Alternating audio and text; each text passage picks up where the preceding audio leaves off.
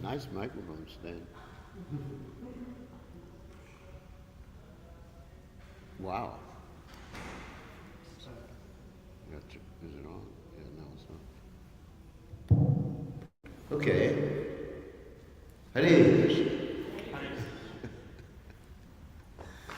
All right.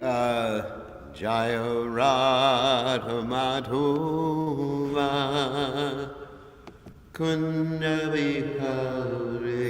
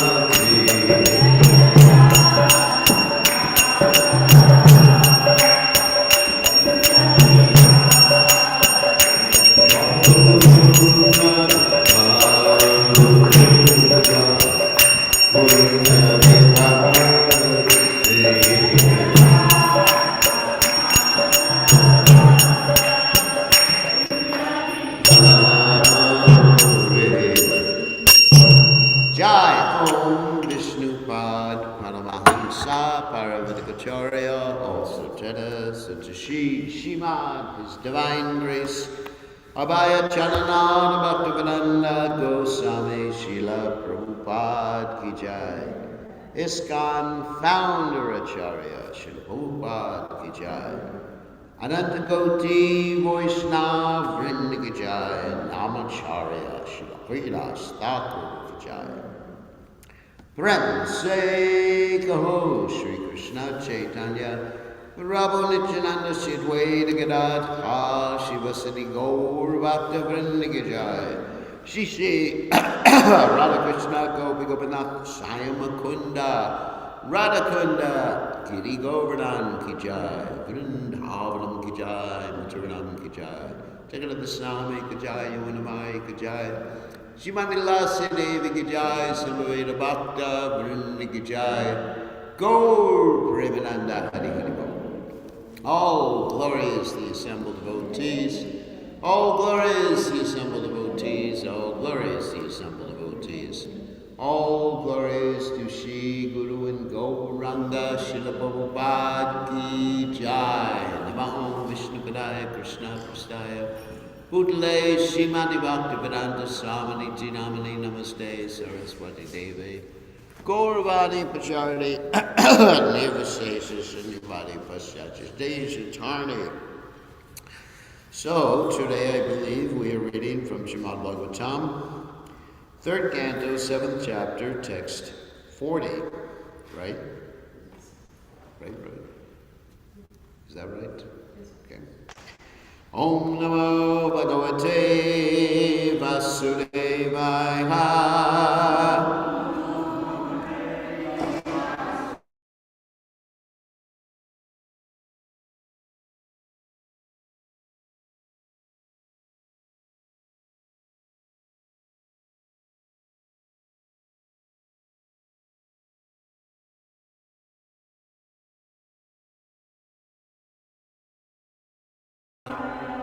Okay. Etan me aprichyata prashnan hare karma vivitsya bruhi me yasha vitravad ajaya Nashta Chakshusha Etan me Prajata Prashna Ate Karma Vivitsya Ruhi me Gyasha Mitravad Ajaya Nashta Chakshusha Etan me Prajata Prashna Hare Karma Vivitsya Ruhi me Yasya Mitravad Ajiyanashta Chakshusha Etan me Prajata Prashna Ade Karma Vivitsya Ruhi me Yasya Mitravad Ajiyanashta Chakshusha.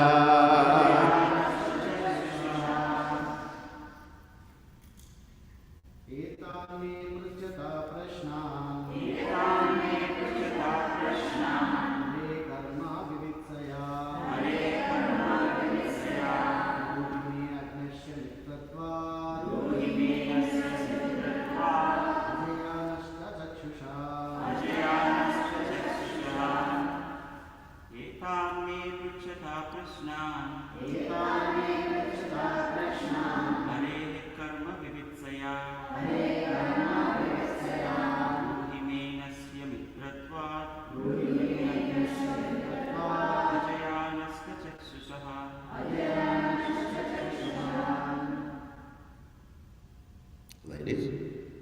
Etan me Prajata Prashnan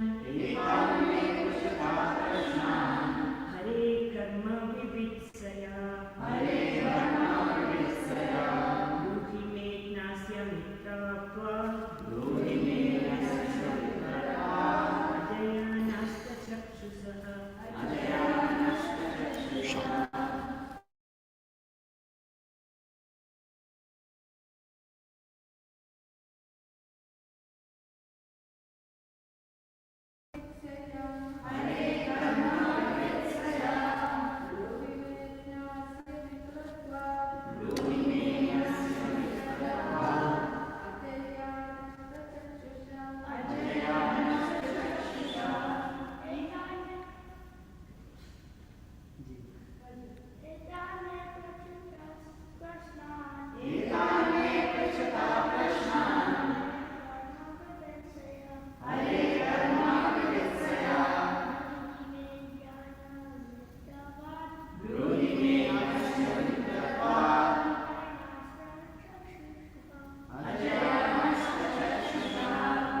Good pronunciation. Anyone else? All right. Eitan.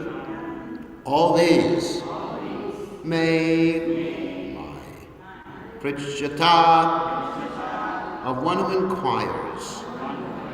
Prashnan. Questions. Hare of the Supreme Lord. Karma, pastimes. Vivitsya, desiring to know. Bruhi, kindly described. Me, unto me. Agasha, of one who is ignorant. Mitravat, because of friendship. Ajaya, by the external energy. Nashta Chakshusha, those who have lost their vision. Translation, my dear sage, I have put all these questions before you with a view to knowing the pastimes of Hari, the Supreme Personality of Godhead. You are the friend of all, so kindly describe them for all those who have lost their vision. She can repeat, my dear sage, I have put all these questions before you with a view to knowing the pastimes of Hari, the Supreme Personality of Godhead. You are the friend of all, so kindly describe them for all those who lost their vision. So purport by His Divine Grace, A.C. Bhaktivedanta Swami, Srila Prabhupada Ki Jai. Vidura put forward many varieties of questions with a view to understanding the principles of transcendental loving service to the Lord. As stated in the Bhagavad Gita, 2nd chapter, text 41, devotional service to the Lord is one, and the mind of the devotee is not diverted to the many branches of uncertainties. Vidura's purpose was to be situated in that service to the Lord wherein one merges undivertedly. Of course, merge in this particular context means is focused without any other diversion. Doesn't mean one merges. He acclaimed the friendship of Maitreya Muni, not because he was Maitreya's son, but because Maitreya was actually the friend of all those of all who have lost their spiritual vision due to material influence. So again, the verse. Etan me prichatat prashnan hare karma vivitsya bruhi me nyasya matrovat Ajayanastachakshusha. So, Om Gananti Miranda Shatanajana Shrakaya Chakshuru Meditam Yena Tasmai Shikarve Maha. So, going back to the verse. So, several words here in the verse that are interesting. Of course, Mitravat is extremely interesting for several reasons. Although it's not mentioned in the purport. Mitra was actually the father of Maitreya Muni. It's interesting. And there's actually two demigods, Mitra and Varuna, were like together. And these two demigods, Mitra is the demigod of friendship, which is really interesting. The word Mitra, go further into the word Mitra, doesn't indicate an intimate friendship. You know, you have other words that indicate more intimate friendships, like bandhu. Isn't it? Krishna bandhu, friend of Krishna. Or surat, well-wisher, which is also there, Suridam Sarvabhutanam, which Krishna says in the 5th chapter of the Bhagavad Gita, Suridam Sarvabhutanam, Gyatvanam Shantim Richati. So, in this particular case, Vidura is indicating the relationship with Maitreya Muni in a more formal friendship sense. Like we say about the spiritual master, he's the friend of the poor, the Lord and master of the devotees. Doesn't mean he's your buddy. You know, you could say the spiritual master is the friend, but he's not. You don't understand the difference of buddy. Buddy means, in English, of course, you just go up to someone, slap him on the back, say, "Hey, buddy, how are you doing? I'm your..." And you do that with a spiritual master, and you're finished. Because we have this interest. Another thing we chant every morning, Vandan vi savadana mate, right? In India, I believe it means caution, savadana. Yes, be cautious. And you see this on the road signs in Hindi, but people are not cautious when driving. People take that savadana as go faster. Red light means go through, right? People have a real sense of what we call autonomy, not listening to authority. So when we talk about the spiritual master and Madanvi Savadana Mate, it means being very cautious and listening to the authority of the spiritual master and taking his words as our very life and soul. So it's an interesting word, Mitra. So in that sense, the spiritual master is the friend of the poor, Lord and master of the devotees. And also he's Surit, which I mentioned before, comes from the 529 in the Gita, Suridam Sarvabhutanam Gyatvanam Shanti Richati. So he's the heart friend, he's the well-wisher of everyone, just like Krishna is the well-wisher of everyone. So in this particular verse, apart from the definition of that word, of course the Maitreya is the well-wisher of Vidura. And Vidura is approaching him because he's concerned not only for himself, although he uses the personal pronoun me, which means me, twice in this particular verse. He's not just concerned about himself, he's taking a humble position, but he's also referring to those who are bewildered by the flowery words of the Vedas, as Krishna describes in the Gita too.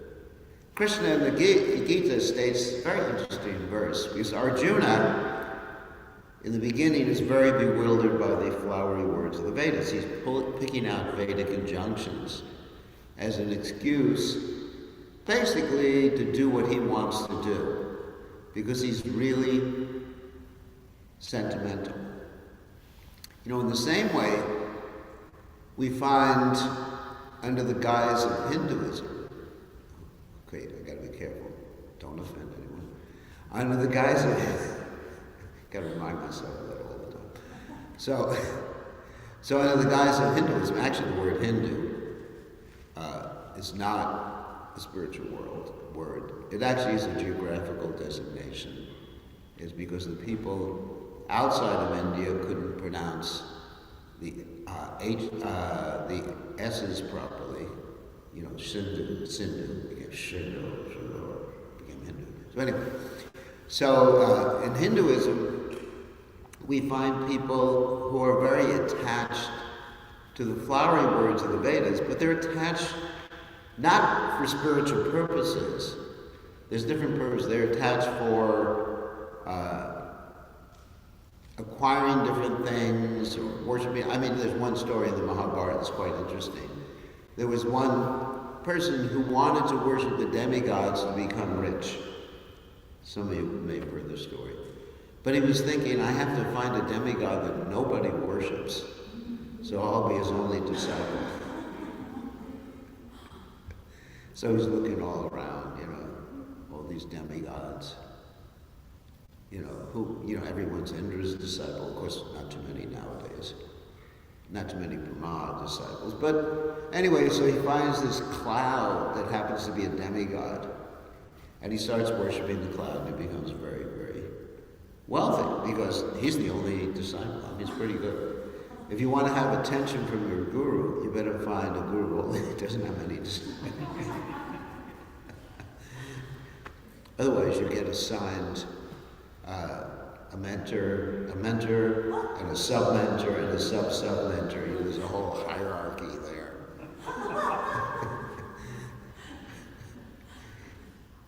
Sometimes we may get envious of those devotees who are with Prabhupada at 22nd Avenue because they can just walk into Prabhupada's room.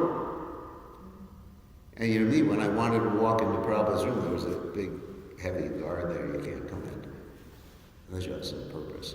So this person, so he became very rich. So you find that kamastasta ritigyana prapajante devata, as Krishna says in the Gita, those who are ritigyana, which means they're bewildered, they don't have their knowledge, they don't have proper knowledge. Prapajante devata, they approach the demigods. And you could find so many verses in the Vedic literatures that you can take out of context to justify that. Find so many verses, and there's so many what we call, what is that word? Trying to remember that Sanskrit word, which is Shrutipala. So many Shrutipalas there. Shrutipala means the fruit of hearing. Just like we have at the end of many of our chapters in the Bhagavatam and other literatures. Anyone who hears this chapter will get this, will get that. Of course, generally, I like the ones who will go back to Godhead, will become a pure devotee, will never experience miseries of the material world again. But in other places, for example, you go to the Rig Veda, and you'll find most of the verses in the Rig Veda are meant for worshiping Indra. It's interesting, isn't it? So people get bewildered. And of course, there's a wonderful verse in the Rig Veda, Om Tad Vishnu Param Pada Pasanti Suryaha, that says that all the demigods are looking to Krishna, but people, or Vishnu, but people don't pay attention to that verse. They pay more attention to the verses that says by worshiping this demigod you get this, worshiping the demigod you get that. So the Vedas have so many different shlokas, as we often say, different shlokas for different folks. And even devotees do that too. Right now we're having a discussion on the internet at the GBC conference. I don't want to call it a discussion, it's an argument. Like, where did the soul come from? And people are just pulling all these verses out. Is the soul coming from the Brahmajyoti? Does the soul come from something called the Tatashta Shakti, which actually is just a designation of a particular aspect of Krishna's energies? It's not a place. Does the soul come from India? Does the cold soul come from Africa? I'm just joking about these things. So many discussions, and people are taking all these verses out of context to try to argue with other people. I mean, people get into all these arguments. They love arguments, isn't it? Just like Prabhupada told the story about the two philosophers who were arguing basically whether something that fell from the tree was cut or blew for the wind, and what was it, the scissors or a knife? Yeah, scissors or a knife. And then they were fighting with each other, and one of them got so angry he was stronger. He threw the one who was arguing for the scissors into the water, and the person who was arguing for the scissors was drowning as he was going down. He was holding his hands up like that, saying, you know, I won the argument because you can't argue again, I'm dead. So, you know, people argue all these things, you know, and that's why, as Krishna says in the Gita, what Trigunya Vishaya Veda Nishradunya Vavarjana Nirdwandwo Nipasakashto Nir Yoga Kshema Atmama. That the Vedas are mainly dealing with the three modes of nature. And people don't understand the purpose of the Vedas. Trigunya Vishaya Veda, they're mainly for people in the modes of nature. And then Krishna says, Nishraya Gunya Bhavarjana. You should rise above the modes of Arjuna and be established in the self. So the reason for that, the reason for the Vedas being like that is that people are naturally in Maya, so they need something to justify their Maya. Otherwise they reject the Vedas completely. And even there's injunctions in the Vedas for meat eating. You want to eat meat once a month, you offer it to the goddess Kali, and you say to the goddess Kali that I'm killing this flesh. Goat. And in the next life, the goat will get a chance to eat meat, mamsa kadati, will get a chance to eat meat. So, anyway, so there's these injunctions in the Vedas because we want people to accept the Vedas at least, or regulate their sense gratification so they can gradually elevate themselves. So, but Krishna says to Arjuna, you should rise above these materialistic Vedic injunctions, or taking things out of context. Of course, we were talking about this argument about where the soul came from. You know, so many people are arguing about the soul situation. But Prabhupada was very clear. Prabhupada told us back to home, back to Godhead. Prabhupada said we are originally Krishna conscious living entities. That's why we need the guidance of a bona fide guru. And that's why Vidura is approaching Maitreya. Because it's very bewildering. The whole presentation of the Vedas. Another verse from the Mahabharata, you know, very famous verse from the Mahabharata. Tarko Pratishta Shutina Vivina. Some of you may have heard that verse before. Also, Lord Chaitanya Mahaprabhu quotes this in the Chaitanya Charitamrita. He says, he says as he's quoting that, Tarko Pratishta, one cannot understand the truth through one's logic and reasoning, that's Tarko. Pratishta is not established. Shuti na, vibhina. Vibhina, that means the Vedas are so multi-branched. And you can only understand the absolute truth. How? Mahajaniyena gata sapanta. As Vidura is doing, isn't it? Mahajaniyena gata sapanta. Approaching or taking shelter of the lotus feet, or the path walked out by the Mahajanas, the great devotees. That's the only way to do it. You can't. There is no other way, there is no other way, there is no other way. 3 times you got to repeat like that. So, really, that's what we should do. Another interesting verse, and another interesting that verifies the same thing is the verse spoken by Jadabhar to King Rahugana. It's very interesting.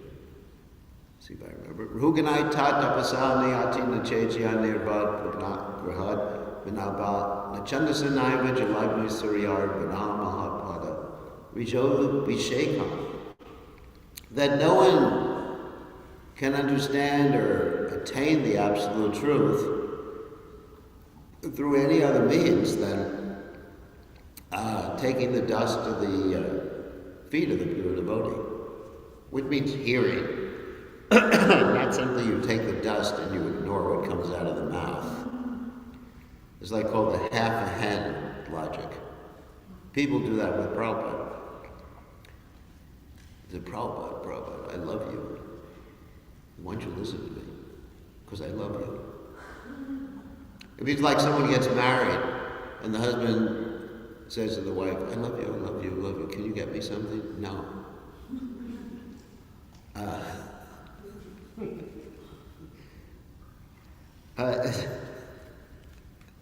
It's like that story, the famous Indian story.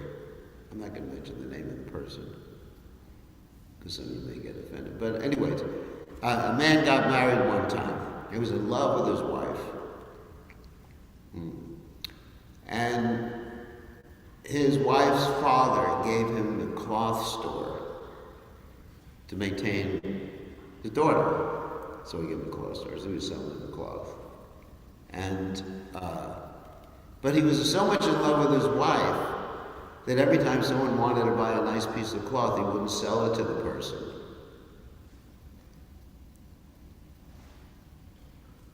That's right. They don't bother me. They're fun. The rest of you are too old. So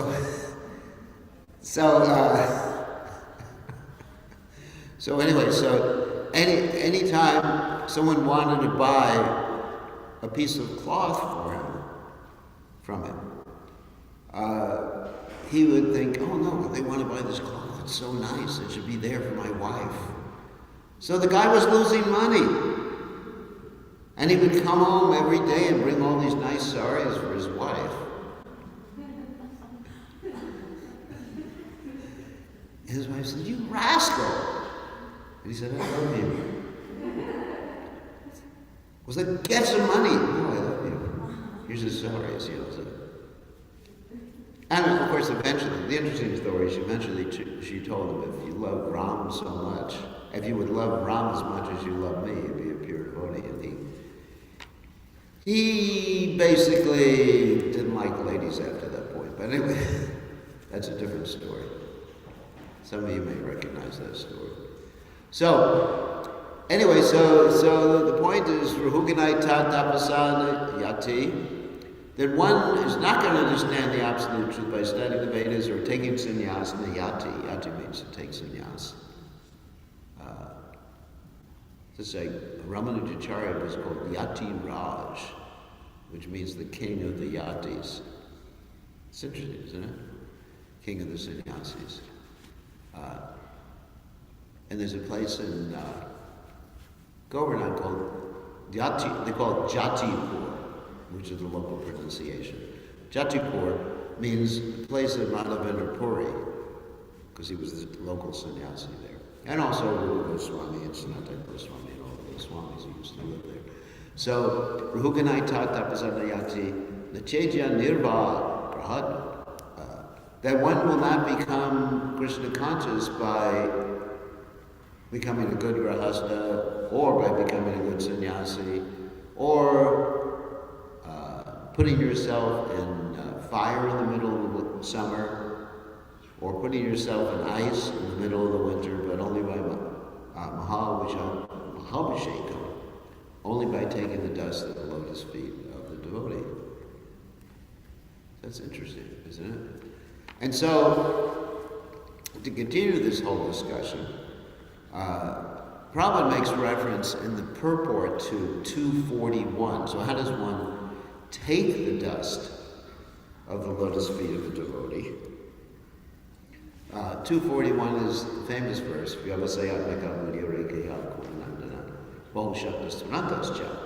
that one should be one-pointed in determination. Those who are on this path are one point in their determination. But those who are not on the path, or are not progressing in Krishna consciousness, their intelligence is many-branched. Now, what does that mean exactly?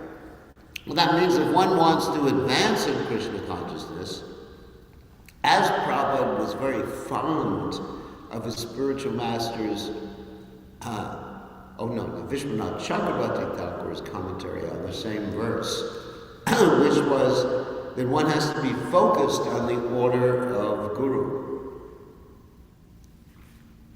And Prabhupada was more focused on the order of his Guru than anyone in the modern world. It's not a comment on any of the Goswamis or anything like that, but anyone in the modern world who lived at the same time as us, as me. All of you were born later. So, what do I mean by that? Like, if you could compare, and this is not to criticize any of Prabhupada's godbrothers, but Prabhupada received the instructions of his guru to go to the Western world and to preach in English, and Prabhupada was focused on that instruction from his very accepting, the first time he accepted the instruction, which was when he was a young man. It's not that of course he didn't take sannyas immediately, but he was very focused in the sense of planning out how he could carry out that instruction. As Bhaktisiddhanta Saraswati Thakur said to Prabhupada, you're educated young men, you should preach Lord Chaitanya's message in English. And Prabhupada was focused on that. And he was so focused that in old age, of course, from my perspective, Prabhupada was young when he came to the West. So anyway, so in old age, he underwent so many austerities. That's Krishna consciousness. And then, following up in the Bhagavad Gita, and those who are not progressing in Krishna consciousness, Bhogeshvarya Prasaktanantaya Pacha Chetasam, Vyavasayatmika Bhugir Samadho Nabatiyate, those who are not focused like that, and those who are attached to what Bhoga and Aishvarya, Bhoga means sense gratification and opulence, or position, just like we were talking last night, that sometimes you give someone a position and then they become enamored by that position. That's Aishvarya, opulence. You know, like you become a sannyasi or something, or they become opulent. Because you rob the poor householders of their opulence. That's not good.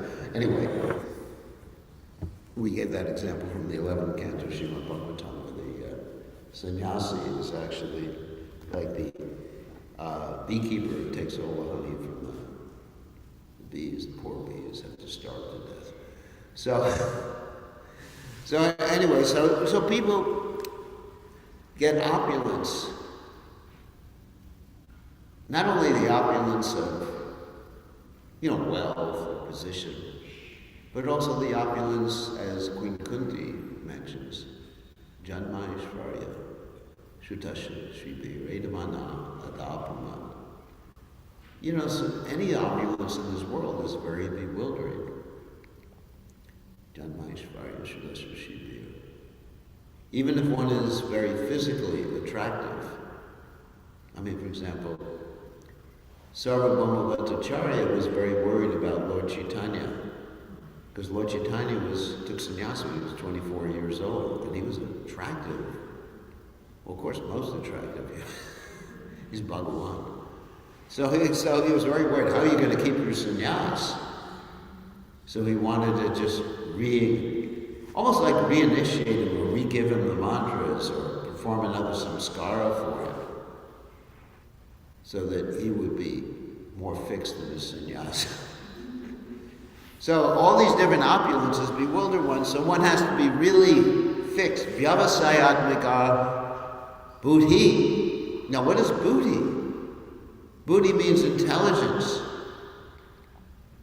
which is higher than the mind.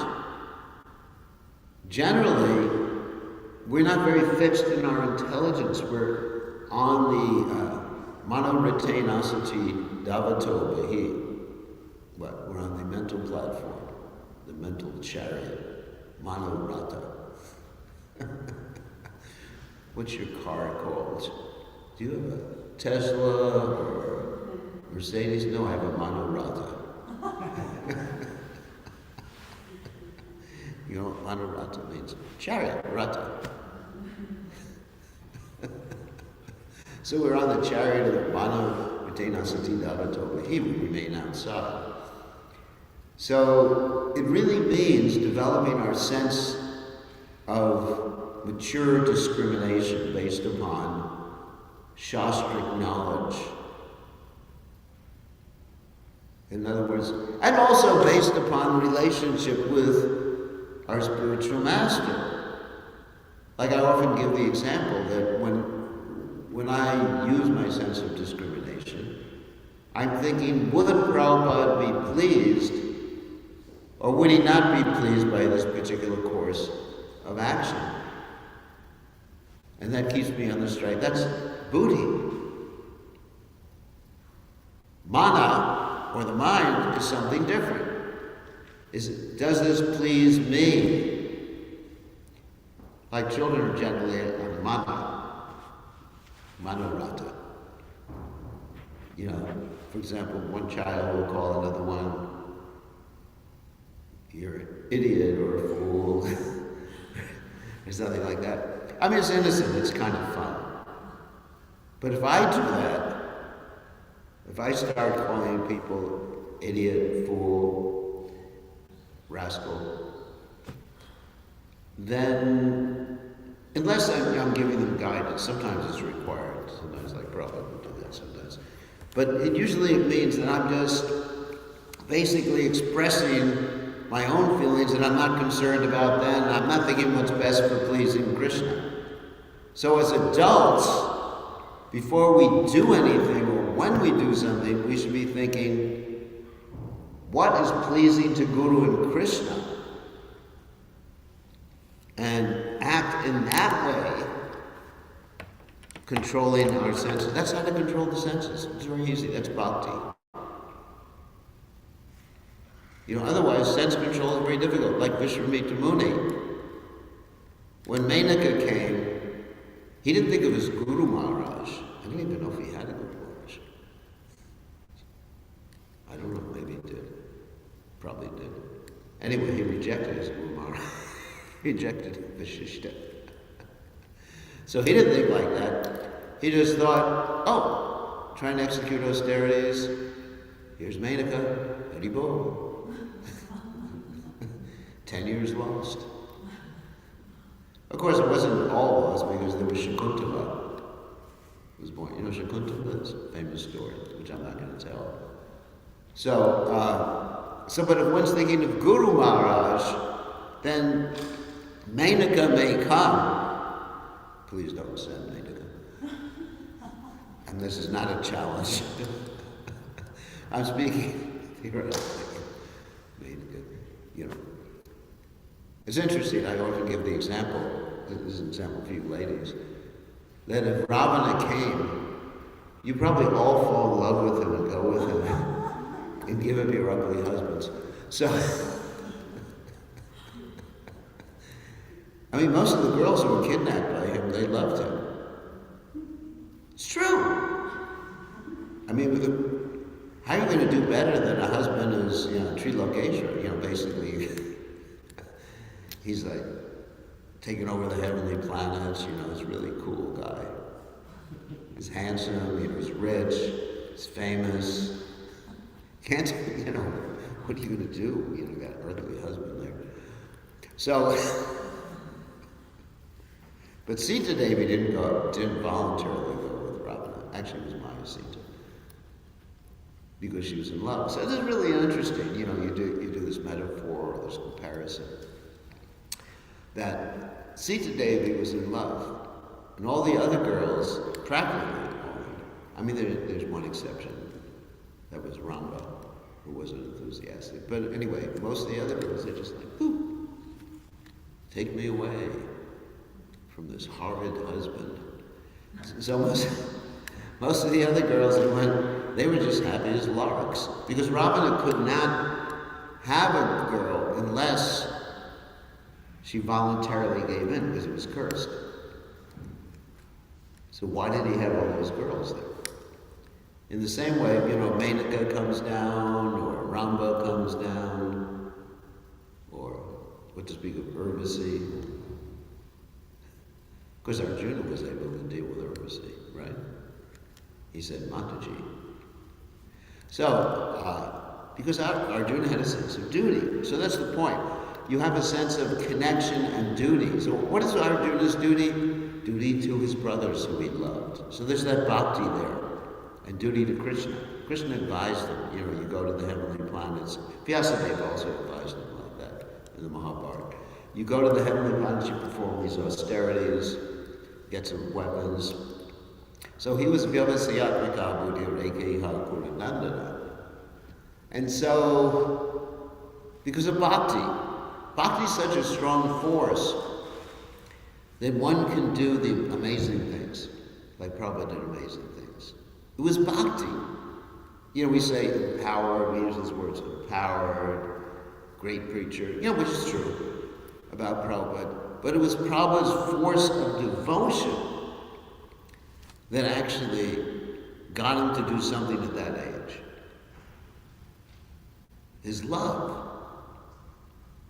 Not the sense that, I want to get liberated, I want to go back to Godhead. That's all about me, right? Because you can't go back to Godhead as long as you want to go back to Godhead. It's a trick. You can go back to Godhead when you simply, Mama Janmani Janmani Shre Bhavata Bhakti Hoitiki Dvaya, you simply want to do whatever Krishna wants. Because if you want to go back to Godhead because you want to get liberated,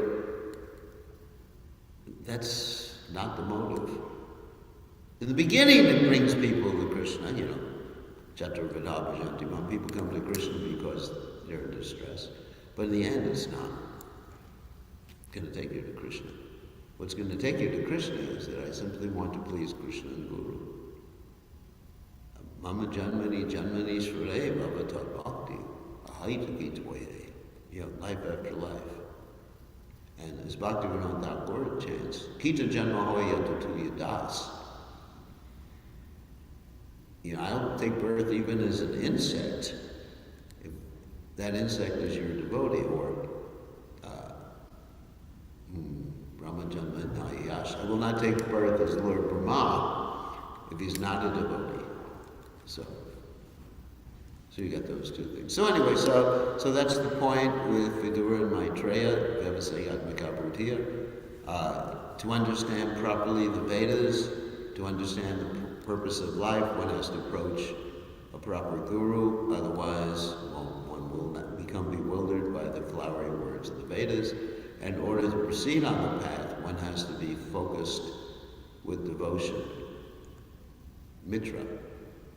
So again, that word is there, Mitra, which means the friend of the poor, Lord and Master of the devotees. And in this way, understanding. So that's the way I understand Prabhupada. Prabhupada is my real well-wisher, ever well-wisher. Friend. That's a real friend.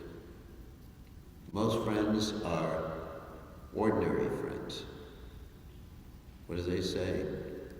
I scratch your back, you scratch my back. Or they also say, a friend in need is a friend indeed. So we need someone who will stick with us all the time. And that was really what impressed me with Srila Prabhupada when I met him. That here was someone who really cared for me, even though I was a rascal. Someone who really cared for everybody. And so there, I felt that reciprocation with Prabhupada more than I felt with anyone else. To an unlimited degree. My parents love me. Obviously they love me. I have very, very good parents. But with Prabhupada, it was on a different level. It was on an infinite level. So my desire is to reciprocate that. So, what is that? Vidvad Vapuravir Vidadam Namaste Jivetayo Mukti Pade Sataya Pak. So with body, mind, and words. So, any more questions? Questions or comments? What, another microphone? Good questions, that's good. Big temple room, few people. Hare Krishna. Thank you for this lecture today. So I have this practical question where I struggle hearing from my spiritual master when he's not around. So when he's here, I try to follow him as much as possible when I hear from him.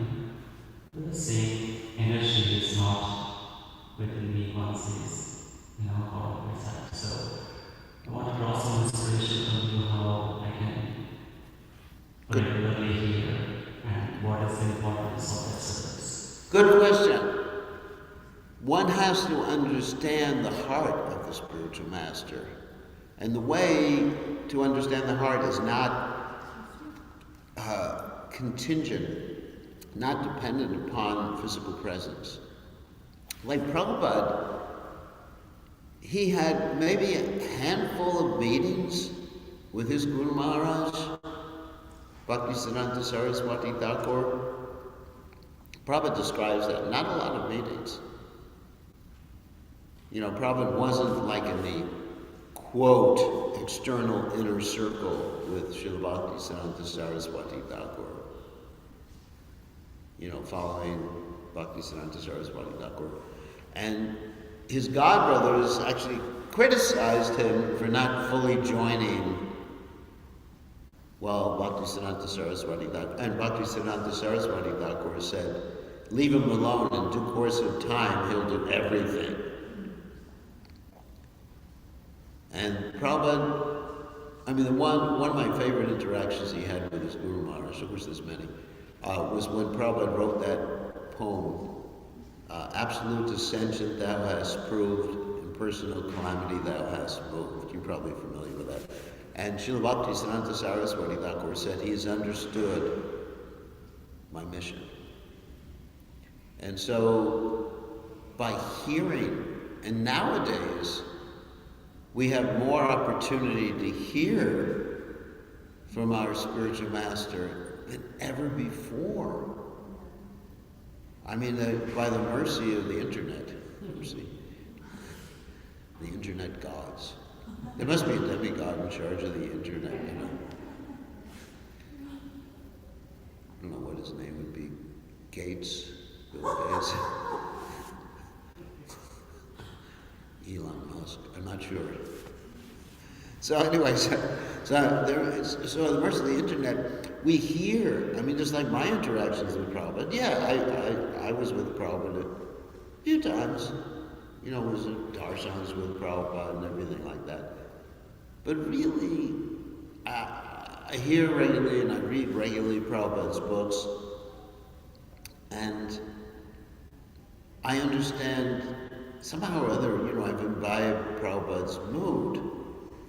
And also you have like Rupa Goswami, for example, Shri Chaitanya Mano Vishtam Shtapi Tamamiyena Bhutale Swayam Rupa Gadamayam Dadati Swaha Padantika. Rupa Goswami is like one of the Samstapaka acharyas, main founder acharyas, because he understood the mind of Shri Chaitanya Mahaprabhu, the intention. By mind it means intention, your mood. Sri Chaitanya Mano Vishtam Shtapitam, and he's establishing it in a Bhutale. And so, really, it's a question of hearing. Because sometimes with personal interactions, you may not find out as much. Like if you were with Prabhupada would say, cook this food, which is nice. You find out how to cook. But when you're listening to class, or listening, there's so much opportunity. Whoever someone is initiated by, there's so much opportunity there on the internet, isn't it? You could just drown yourself in Krishna Katha in so many different ways. So, the whole thing with Vani and Bapu.